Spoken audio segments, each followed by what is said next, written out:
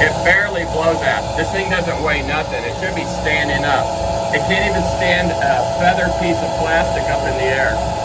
That's how weak that air system is right there. It's a joke. Go ahead and turn it off. It's loud. Well, guys, a couple days after my offices got burned, I actually got a call from a customer, and he wants me to replace his air system that he bought with his Ryzen S bunker. So in today's video, I'm going to show you what is inside this air system. First of all, I want to point out the weight. This is the entire system. Centrifugal pump, motor, and filter. And it weighs, I don't know, 20, 25 pounds. So one of the Swiss air systems, the filter alone weighs about 130 pounds, and then the motor probably weighs 50, 60 pounds. So these things are super lightweight. We're gonna see what $6,500 will get you from Ryzen S bunkers, because for almost the same amount of money, you can get a Swiss air system from me. So the first thing I gotta do to open it up, I gotta take off all these bolts. Now on the Swiss air system, all you do is you unbolt one clamp, you unbolt the other, and you can change the filter in probably 20 or 30 seconds. To be able to change the air system or the filter in a Ryzen S bunker, you've got to take all these bolts out by hand, and I'm doing it right now. So give me about 15 minutes and I'll have all these bolts off for you, and we'll take a look at what's inside. All right, so this little fan in here, it's not to a motor, it just kind of spins. Is it popping off? Huh. Oh, God. Oh, okay, here we go. What's inside the Ryzen S MB serial filtration system?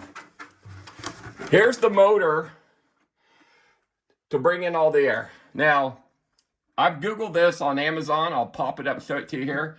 That is from Airflow or whoever, and that is $35. That's it. That little plastic DC motor and that fan is what they're going to count on to keep you alive. So there's a couple DC wires here. I'm just going to put this down for now. I'm going to hang it over here. Okay. I'm going to send this air system to Switzerland and have it tested at the Spitz laboratory. And those are the authorities on air systems. And we're going to get the rating and come back to you and let you know what they say. Okay, so this must be there's nothing else in there. So this is hollow. Okay, this is hollow. So the only thing in this system here, these two things are taped together, and this filter, and they're taped together. So I notified the company, or I contacted the company that makes this, and this is from HEPA Pleat. This is a HEPA Pleat 2. I called their number in California. This was a $170 filter. This motor on Amazon is $35, and whatever it costs for this little carbon tray, which I doubt is very much as well. So let's say there's $250 here. The cost of this plastic housing. Now with this thing out, look at that. That's it. So the Ryzen S people are going to put your life, and this bunker I'm in right now is about a $300,000 bunker. They put a $35 fan in a $300,000 bunker to keep you alive. I don't even know what percentage that is. What's that, 1/100,000th? Or I don't even know. All I know is the air filter that goes in the Atlas shelters is about a $10,000 air system. I was told by a former employee that they only have about $400 invested in this thing complete. And that's with that overpressure blast valve up there. And as you can tell, there's the Ryzen S logo on there as well. They always have those 3 crosses and an S. Okay, so that's it, guys. This was real. I never looked inside this one of it, but it's basically the same as the other one that was in my office that burned up in the fire. That's what a Swiss and Israeli air system look like after a fire. Over here in this pile, This is in plastic air systems. That one right there is from that American Safe Room. That other one from Rising S Bunkers, nothing survived of it. It's completely gone. So if you want to bet your family's life on that $35 fan, give Rising S Bunkers a call, because I think you'll be happy with that. Another thing about these Rising S Bunkers, very low ceilings. All of them that I've been into have 7-foot ceilings. Anybody can make a bunker with a taller ceiling. It's just these guys have elected to make all their bunkers that I've seen with 7-foot ceilings. So when you're a tall guy like me, that ceiling's right there, and I don't like it. So it's very claustrophobic to me. So that was one of the first things I did in my bunkers when I got into my modular shelters. I started making them, was to make all the ceilings 8 feet tall. So when I'm standing there and I put my arm up, I can't even touch the ceiling. Okay, so I'm gonna take this last nut out. Okay, so let's see what's inside the Rising S. Okay, so the bad news is it's all rusted up. Looks like it never got painted. So the overpressure blast valve, how long has this bunker been here? 6 years, okay. Well, the inside of that is all rusted up. So by having them powder coated as the Swiss do, this wouldn't have happened. From here, let me just show you. Propane water heater, and its bunker turns out will cost them $400,000. But that's the propane water heater that Rising S Bunkers is putting in their shelters, and that toilet's got mold in it. But this is the shower right here. That's the shower.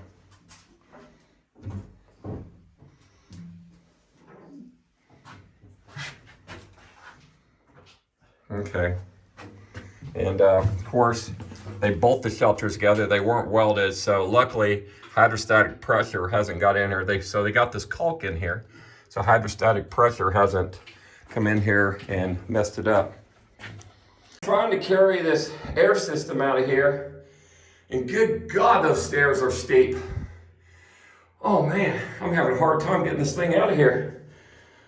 Whew.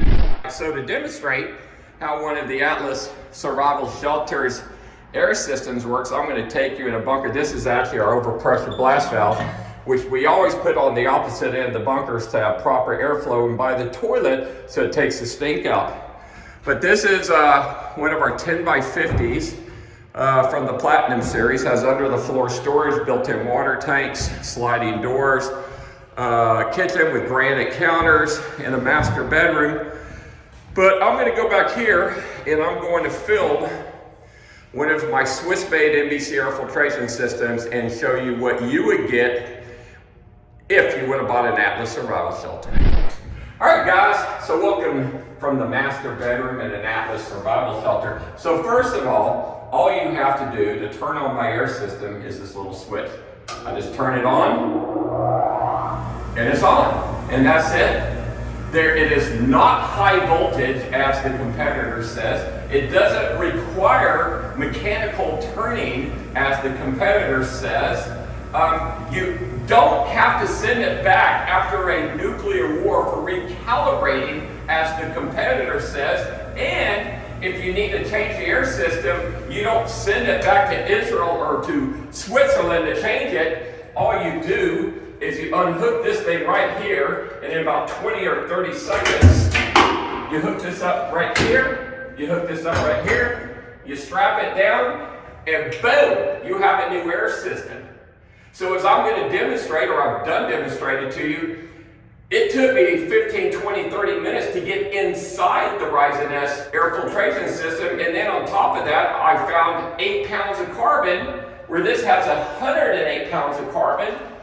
It had no pre-filter. There's no pre-filter in their overpressure blast valve. This has a HEPA filter lining both on the inside and the outside. It's just no comparison. No comparison whatsoever. So another thing about the air system in the Atlas survival shelter, during peacetime when you're down in the bunker, you're going to want to just run air. So all you have to do is hook this thing back up right here, latch it on. That took about, 10 seconds? Turn it back on. and I've got free-flowing air to fill up the bunker. So I don't understand where the competition says that you got to send this back, have a refill. All you do is you replace it. And the difference between this and that little tray that's inside the Ryzen S air system is this is going to last 12, 13 times longer. And it's going to work, and this has been tested and engineered from the Spitz laboratory in Switzerland. I don't know who engineered or designed those things in the Ryzen S air system. I personally don't think they're going to do the job. As well as the people who make these, because I send them the videos, same videos I show you, and they laugh. They're like, that won't meet our qualifications. So I want to show you how much air is being blown.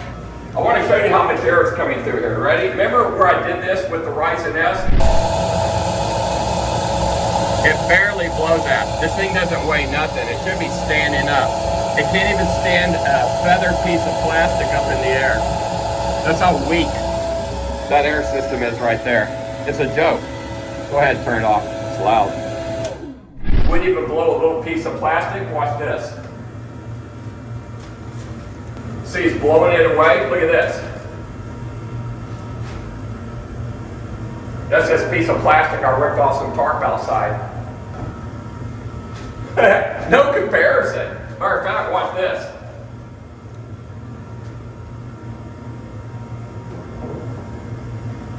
It's making this float away. So you get the idea. If you want a real air system, one that's been tested, engineered, it's been around for 70 years, you want a Swiss-style NBC air filtration system. And Atlas Survival Shelters is the exclusive importer of both Lunor and Andair air systems. There is no other Swiss brands out there. So the fact that my competitor is now advertising on his website, Swiss, yeah, we got that. Well, guys, the only way he's going to get Swiss if he buys it from me, and I'm not going to sell one to Ryzen S because I only sell them to respectable, qualified bunker manufacturers or DIYers.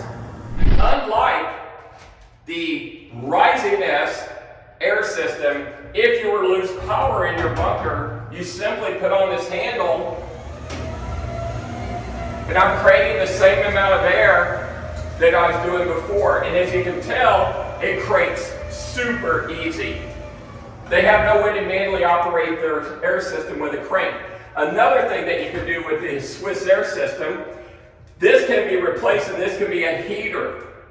So if you're up in Canada or up north, you're pulling in cold air up there, this would be a heater. So you would actually be producing hot air for inside your bunker during the winter months. And another thing that our air systems can do, we can add EMP protection to the motors as well. You can't do that. You can't do any of this stuff with that plastic air system. And believe it or not, they're selling their air system for $6,500 now. I just remember 2 years ago they were bragging that I think they sold 1,000 of them to Japan for $2,000 a piece. What would make an air system go from $2,000 to $6,500 during this war? I haven't raised the price on my air systems a penny. Okay, so let's keep that in mind.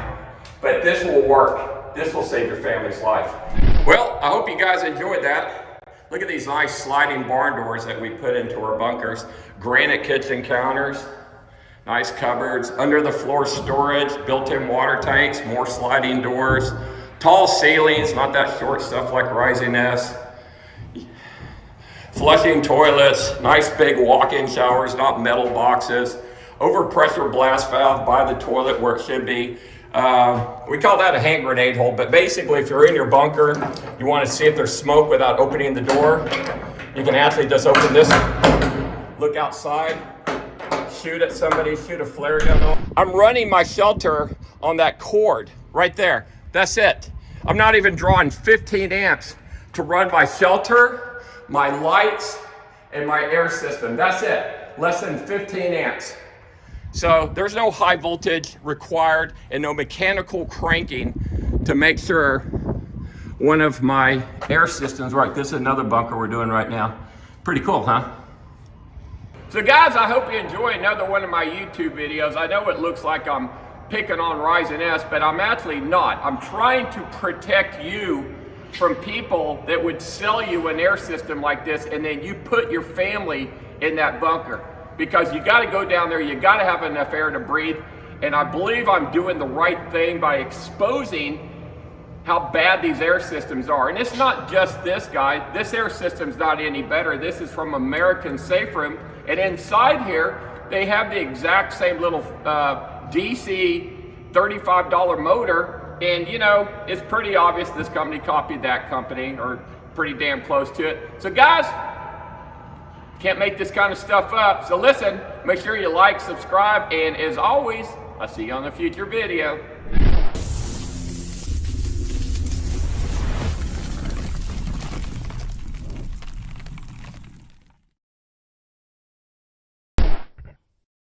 Ain't nothing, it should be standing up. It can't even stand a feather piece of plastic up in the air. That's how weak that air system is right there. It's a joke. Go ahead and turn it off. It's loud.